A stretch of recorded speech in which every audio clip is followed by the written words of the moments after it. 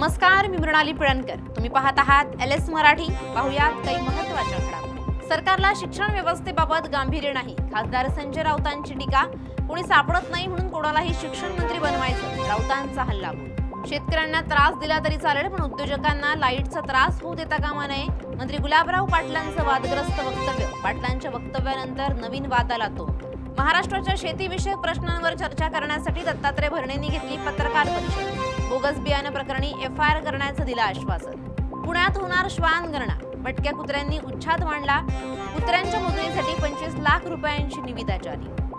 छत्रपती संभाजीनगरमध्ये सराईत गुन्हेगारानं आपल्या सख्ख्या भाच्यासह केला अल्पवयीन बालकावर अमानुष अत्याचार. गुन्हा दाखल झाला असून मामा भाचे अटकेत. छत्रपती संभाजीनगरमध्ये चालकाला चक्कर आल्यानं विद्यार्थ्यांनी भरलेल्या शाळेची बस दुभाजकावर चढली. बसचा वेग कमी असल्यामुळे सुदैवानं अपघात टळला.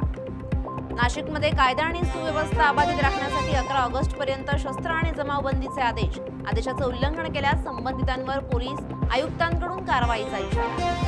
नाशिक जिल्ह्यात भूकंपाच्या धक्क्यानंतर प्रशासन अलर्ट. 24 तासात दुसऱ्यांदा भूकंपाचे धक्के जाणवल्यानं पायाभूत सुविधांची सुरक्षितता तपासण्याच्या सूचना.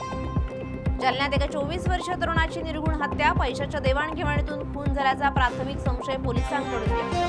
पुण्याच्या इंदापुरात विवाह सोहळ्यात कृषीमंत्री दत्तात्रय भरणे आणि हर्षवर्धन यांनी धरला अंतरपाठ. विवाहात अंतरपाठ पकडत नवदाम्पत्यांना भरणेंकडून आशीर्वाद. या होत्या आताच्या घडीच्या काही महत्त्वाच्या बातम्या. अशाच महत्त्वाच्या बातम्यांसाठी तुम्ही पाहत रहा LS मराठी.